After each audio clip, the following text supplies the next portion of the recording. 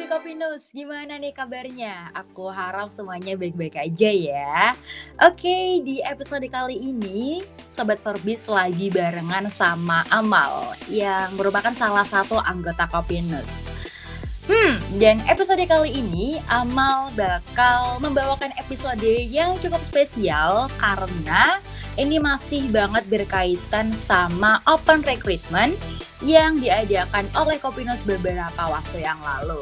Nah, kali ini Amal lagi bersama 2 orang yang merupakan pendaftar waktu Oprek Kopinus kemarin.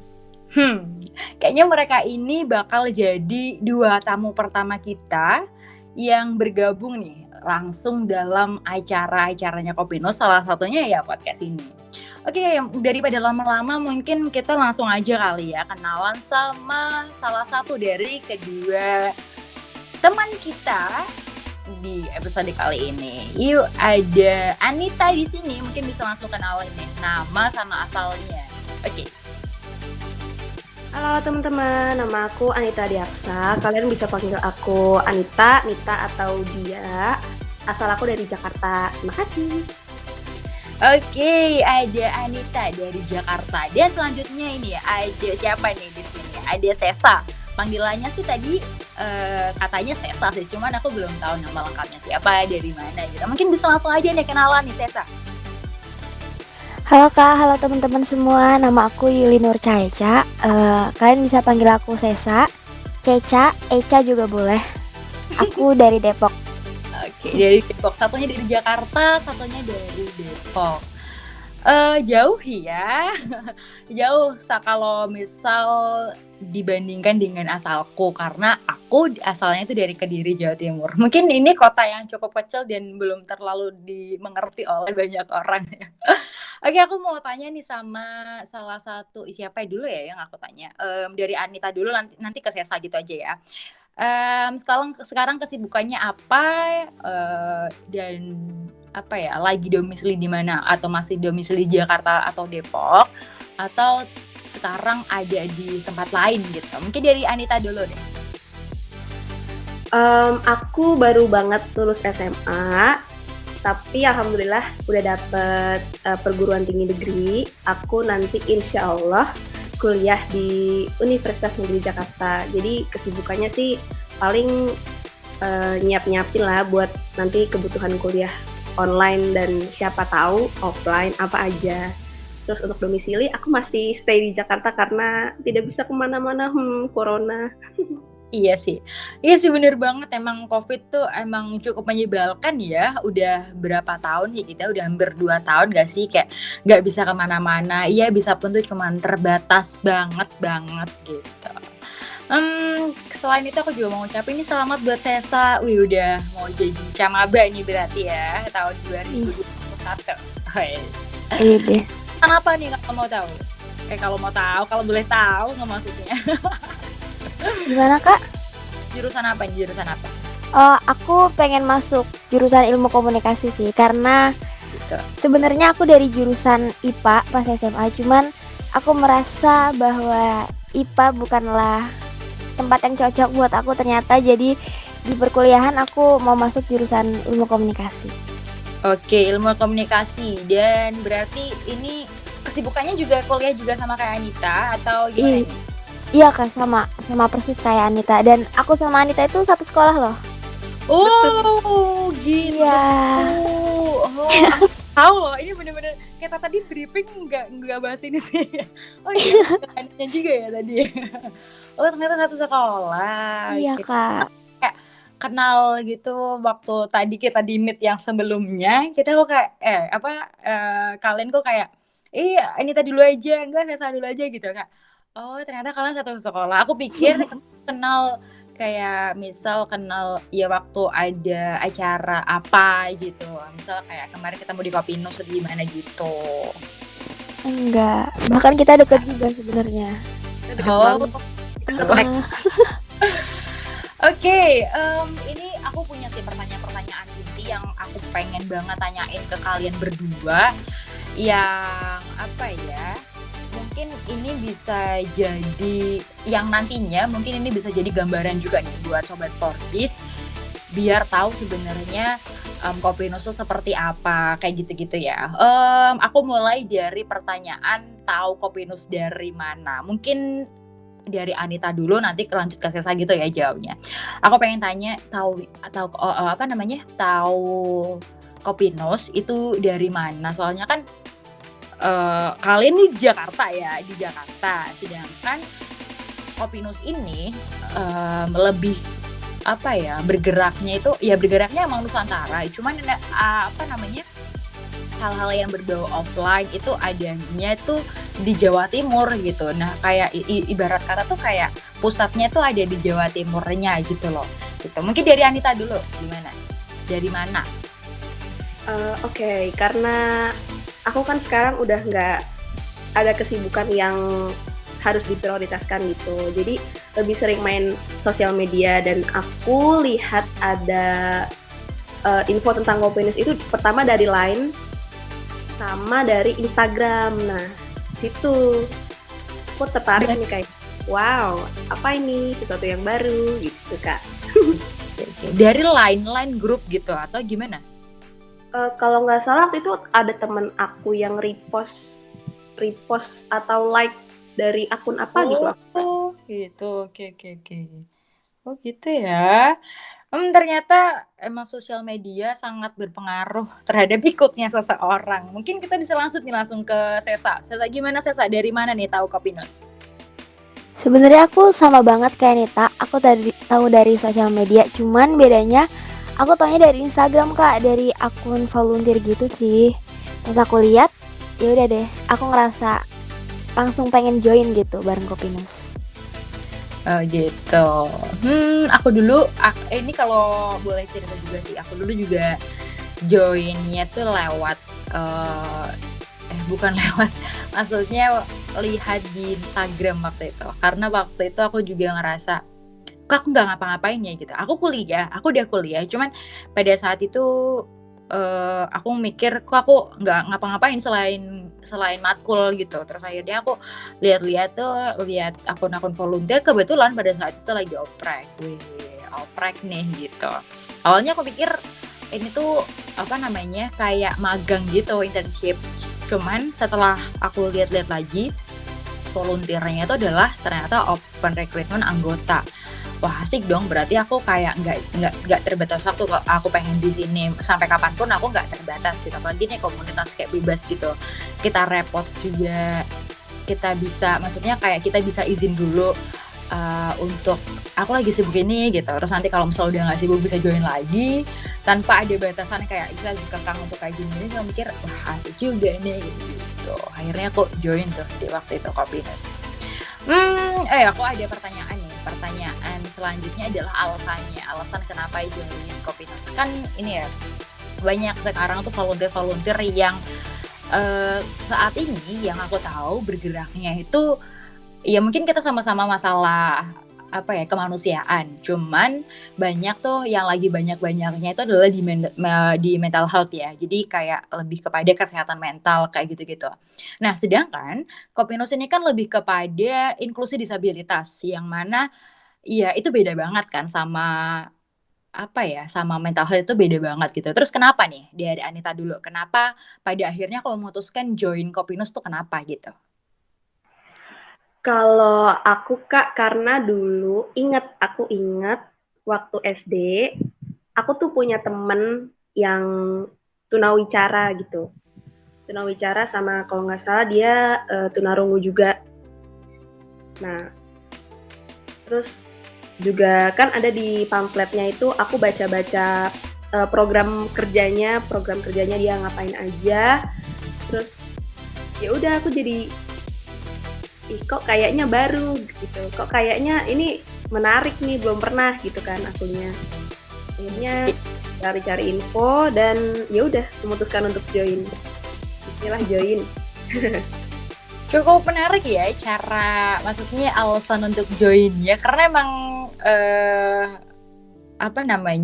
banyak nih, aku dulu juga sempat nanya-nanya juga sama teman-teman yang lain, ada yang alasannya awalnya cuma iseng ada, tapi ini cukup menarik karena punya teman yang apa ya istilahnya penyandang disabilitas, terus pada akhirnya kayak ketemu nih sama komunitas yang cocok, terus kayak oke gabung aja gitu. Terus kalau dari Sesa sendiri gimana nih Sesa? Kalau aku agak mirip sama Anita. Jadi pas aku SMP dan SMA itu aku masuk sekolah inklusi. Jadi jadi sekolah aku menerima beberapa teman-teman yang disabilitas. Cuman bedanya teman-teman aku yang disabilitas ini tuh mengalami hal yang gak enak gitu Kak. Kalau aku lihat mereka tuh sering dianggap rendah, diperlakukan tidak baik. Nah pas banget nih pas aku lagi buka Instagram, aku lihat Kopinus lagi oprek, dan aku ngelihat visi misi dari Kopinus tuh kayak pas banget nih. Aku pengen banget menyebarkan virus apa ya Kak namanya? Virus Inklusivitas ya? Oh, Iya. Itu Virus bahasa Kopinus banget ya, virus inklusivitas. Iya. Aku baca mau menyebarkan virus inklusivitas, aku ngerasa aduh bener banget nih. Aku pengen banget orang-orang tahu bahwa teman-teman kita yang disabilitas tuh sebenarnya apa ya, sama aja gitu sama kita. Perlakuannya harusnya juga disamakan dong, nggak usah dibeda-bedain, nggak usah dijauhin atau segala macem. Itu sih Kak. Oke, cukup menarik nih pembahasan dari dua teman kita nih Sobat Forbes. Yang mana kayaknya tadi dari jawabannya si Sesa itu menyangkut nih sama pertanyaan aku selanjutnya. Karena aku punya pertanyaan nih karena apa ya? Aku tadi barusan di briefing sama ketua, Bapak ketuaku yang dikasih tahu aku kalau misal ternyata kemarin tuh ada serangkaian acaranya. Jadi ibarat kata tuh kayak pengetahuan dasar Kopinus gitu, yang dilaksanakan selama 3 hari nih kalau nggak salah seperti itu sih. Udah ada kata virus inklusivitas, berarti ini pengetahuan dasar Kopinusnya kayaknya udah dapet. Kalau gitu aku langsung aja tanya dulu ke Sesa. Gimana? Oke, sebenarnya ini baru aja aku tahu setelah aku ikut acara Kopinus 3 hari kemarin. Aku baru tahu kalau di masyarakat itu ternyata ada kelompok marginal atau kelompok yang rentan untuk mengalami ketidaksetaraan. Bisa kita bilang kelompok yang terpinggirkan gitu. Dan di antaranya ternyata ada perempuan, LGBT, dan anak jalanan. Karena jujur aja sebelumnya tuh aku hanya berpikir kalau kelompok marginal tuh ya disabilitas aja, tapi ternyata enggak. Dan ternyata untuk menciptakan lingkungan yang inklusif atau terbuka, saling menghargai gitu, itu gak cuma butuh kesiapan mental dari kita tiap individu, tapi juga butuh kesiapan fasilitas dan sebagainya. Gitu sih Kak. Oke, ternyata udah cukup mendalam juga ini apa yang didapat sama Sesa. Setahu gue nih, aku dulu selama masuk di di Kopinus, aku nggak sebegitu taunya. Jadi ketika aku ada di Kopinus, maksudnya ikut jam ngopi pertama kali, rasanya tuh kayak apa nih, bahasa apa nih, ini bahasa apa nih gitu. Kayak oh my god gitu. Ternyata Sesa sudah cukup mendalami tentang pengetahuan dasar Kopinus. Nah, sekarang langsung geser nih ke Anita. Gimana Anita? Apa yang udah kamu dapetin selama pengetahuan dasar Kopinus kemarin? Oke, pengetahuan dasar Kopinus itu kan dijalankan 3 hari ya Kak ya. Yang pertama itu kalau nggak salah pemaparan materi tentang inklusivitas dan disabilitas, yang kedua itu tentang struktur organisasi Kopinus, dan yang ketiga itu membahas tentang kelompok marginal. Jujur, aku awam banget sama istilah inklusif, masyarakat inklusif atau inklusivitas gitu-gitu. Terus pas dijelasin kemarin, itu sebenarnya aku masih bingung, maksudnya gimana sih gitu. Oke. Ngomongnya tuh kayak dikasih gitu kan PPT-nya gitu. Terus aku aku mulai ngerti bahwa intinya masyarakat yang inklusif atau ya virus inklusivitas tadi tuh di di beberapa keadaan kondisi tuh kayak masih kurang banget dan kayak emang perlu banget disebar. Betul kata Citra. Perlu banget disebar karena sebenarnya penyandang disabilitas itu harusnya punya akses yang sama kayak kita gitu, tapi karena masyarakatnya tidak terbuka, atau kurang terbuka gitu ya Kak ya. Jadi kesempatan mereka tuh tertutupi gitu, bukannya malah dipenuhi jadi tertutupi gitu Kak. Oke. Jawabannya cukup berbobot nih antara keduanya nih. Aku jadi bingung jadi host kayaknya di antara kita bertiga, aku yang paling gak tahu nih. Aduh, kayak Dimas tolong dong, kayaknya aku butuh ini juga deh, butuh rangkaian acaranya juga deh. Kalian hebat banget sih, selama 3 hari udah bisa mendapatkan sebegitunya nih. Mengenai apa itu inklusif, apa itu marginal, kayak gitu-gitu dia udah mulai memahami dan udah mulai terbuka juga bahwasanya emang selama ini teman-teman kita para penyandang disabilitas ini emang arenanya itu rasanya tuh sempit banget gitu. Hanya orang-orang tertentu aja, bukan cuman karena fasilitasnya yang kurang, tapi emang orang-orangnya yang belum sadar kalau para disabilitas ini adalah orang-orang yang perlu loh dikasih ini, perlu loh gitu-gitu tuh masih kurang gitu. Betul. Kayak gitu-gitu masih kurang. Oke, ini jawabannya sangat-sangat hebat banget dari keduanya. Tapi ini belum jawaban terakhir karena aku masih punya pertanyaan lagi. Di pertanyaan ini nggak tahu sih bakal jadi pertanyaan terakhir atau enggak, tapi kayaknya ini menuju terakhir, yang mana pertanyaannya adalah kesan dari Sesa dan juga Anita selama ikut acara itu. Aku mulai dari Anita dulu deh. Gimana nih kesannya, terus harapannya juga deh kalau boleh. Kesannya sih pertama kakaknya tuh baik-baik banget, kayak super. Aku kira tuh bakal kayak ngerti ya sih kakak-kakak organisasi yang I know what you mean. Pengalaman ya Nit, pengalaman banget. pengalaman. I know what you mean. Aku juga karena aku juga mengalami itu gitu. Yes. Lanjut aja deh Nit, nanti habis itu aku langsung aja ngasih tahu juga. Betul gitu kan, kayak kakaknya tuh bener-bener ramah banget, kayak mulai dari Kak Afif, Kak Geri, Kak Naomi ya yang ngisi materi pertama tuh. Aku inget banget kayak oh my god super duper welcome, oh my god pokoknya nggak ngerti lagi lah, kayak wow amazing gitu. Lebih kayaknya mereka ini yang disebut-sebutin namanya bakalan besar kepala nih setelah mendengar ini, gila. Apalagi dia kata Kak Geri di situ. Aduh. Tapi Kamal juga baik banget, kayak super keren. Aduh, pokoknya keren lah. Oke. Harapannya dia, ada harapan gak sih buat Kopinus? Atau harapan kamu selama ada di sini? Boleh juga nih harapannya buat Kopinus ke depan kayak gimana gitu. Ada nggak? Buat aku dulu ya. Kalau buat aku yang jelas aku pengen lebih belajar lagi mengenai apapun yang Kopinus kasih. Aku berharap aku bisa nangkep, aku bisa simpen, aku bisa kasih ke orang-orang. Terus kalau buat Kopinus sendiri aku berharap banget bisa bilangnya apa ya? Kontribusi. Ada di Jakarta juga gitu, jadi pengen ikut offline juga gitu nanti satu saat. Iya.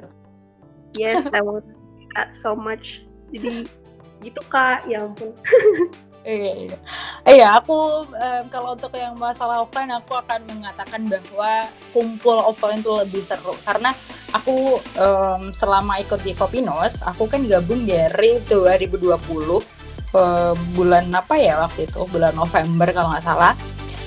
Dan aku baru bisa ketemu sama teman-teman secara offline itu waktu Kopinus itu punya base camp, tepatnya ada di Malang.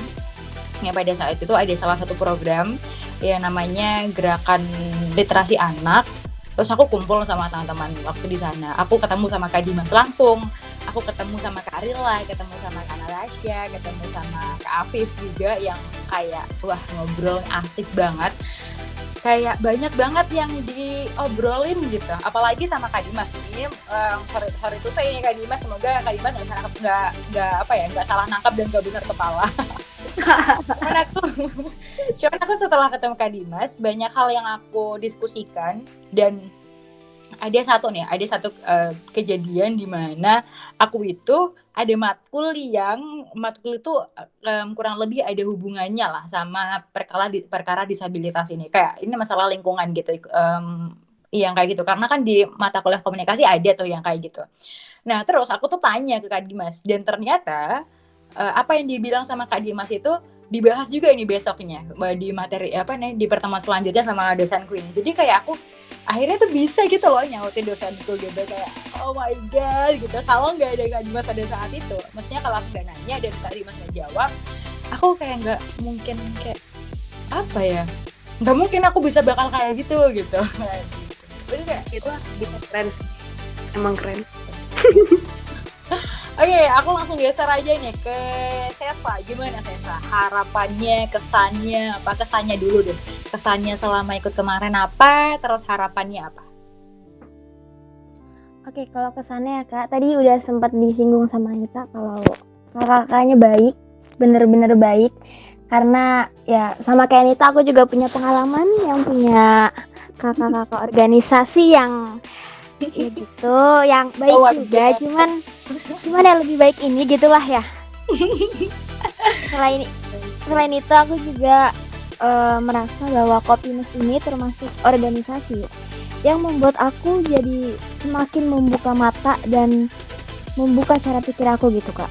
Apalagi Kopinus ini sering kan ngadain sharing-sharing, terus tukar pendapat, dan hal ini tuh yang bikin aku jadi kayak iya ya bener ya, ternyata apa yang diomongin sama kakaknya atau ternyata pengalaman dari teman-teman lain tuh bener gitu dan ada solusinya.